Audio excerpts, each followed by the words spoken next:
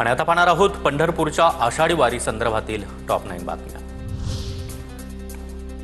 संत तुकाराम महाराजांच्या पालखीचं देहूतील देऊळवाड्यामधून पंढरपूरसाठी प्रस्थान। मुख्यमंत्री देवेंद्र फडणवीसांच्या हस्ते पूजा झाल्यानंतर पालखी सोहळ्याला सुरुवात। हजारो वारकऱ्यांचा ज्ञानोबा तुकारामाचा गजर। संत तुकाराम महाराजांच्या पालखी सोहळ्यामध्ये मुख्यमंत्री फडणवीसांनी देखील फुगडीचा आनंद लुटला। इतर आमदार आणि नेत्यांसोबत मुख्यमंत्र्यांची फुगडी।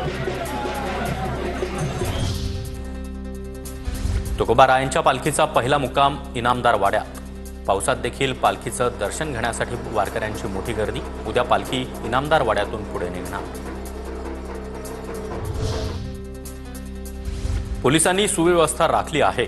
थोडे थोडे लोक आपल्याला मंदिरामध्ये सोडावे लागतील। वारकरी शिस्तीत दर्शन घेतील। मुख्यमंत्री फडणवीसांची प्रतिक्रिया।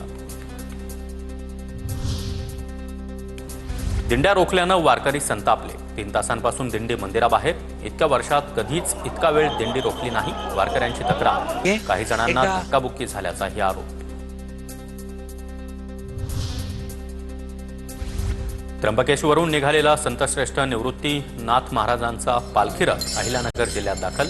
हजारो वारकरी विठुनामाच्या नामस्मरणामध्ये मजल दरमजल करत पंढरपूरला पांडुरंगाच्या भक्तीत लढली। संत एकनाथ महाराजांचा पालखी प्रस्थान सोहळा। संत एकनाथ महाराजांच्या वाड्यातील मंदिरात भजन कीर्तन सेवा। हजारो वारकरी नाथ महाराजांच्या पालखी सोहळ्यात सहभागी। महाराष्ट्राच्या सांस्कृतिक परंपरेचं अनमोल वैभव असलेल्या आषाढी वारीच्या मंगल प्रस्थान सोहळ्याला सुरुवात। उद्या संतश्रेष्ठ ज्ञानेश्वर महाराजांची पालखी आळंदीतून प्रस्थान करणार। राज्यभरातील मानाच्या 10 पालख्यांसोबत 100 रुग्णवाहिका सज्ज राहणार। आरोग्य विभागाचा 100 कार्डियक रुग्णवाहिका सज्ज ठेवण्याचा निर्णय।